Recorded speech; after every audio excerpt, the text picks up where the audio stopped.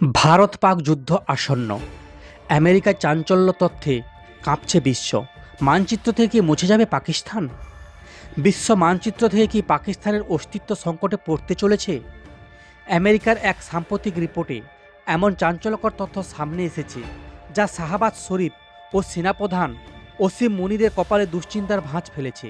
25 কোটি পাকিস্তানির জন্য অশনি সংকেত দিয়ে মার্কিন থিঙ্ক ট্যাঙ্ক দাবি করেছেন 2026 সাল পাকিস্তানের জন্য ধ্বংসের বছর হতে পারে।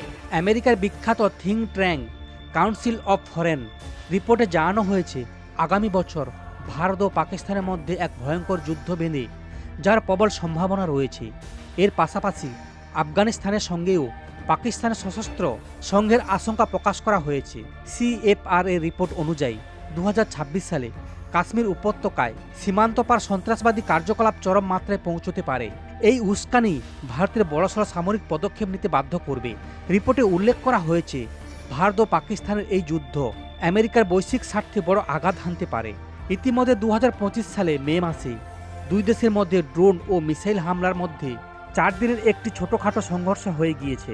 ভারত অপারেশন সিঁদুর চালিয়ে পাক অধিকৃত কাশ্মীরে জঙ্গি পরিকাঠামো গুড়িয়ে দিয়েছে।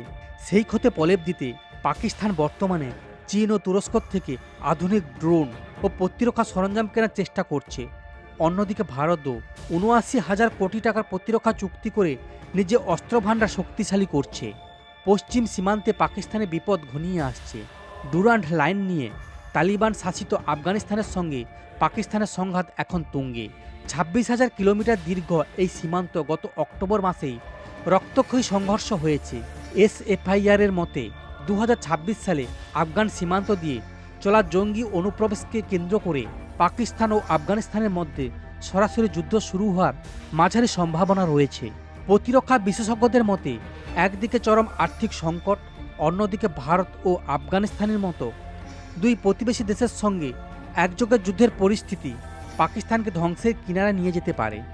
2025 সালে সীমান্তে 791টি ড্রোন অনুপ্রবেশের ঘটনায় দুই দেশের উত্তেজনাকে চরমে নিয়ে গিয়েছে। এই পরিস্থিতিতে 2026 সাল পাকিস্তানের জন্য অস্তিত্ব টিকিয়ে রাখা লড়াই হয়ে দাঁড়াবে।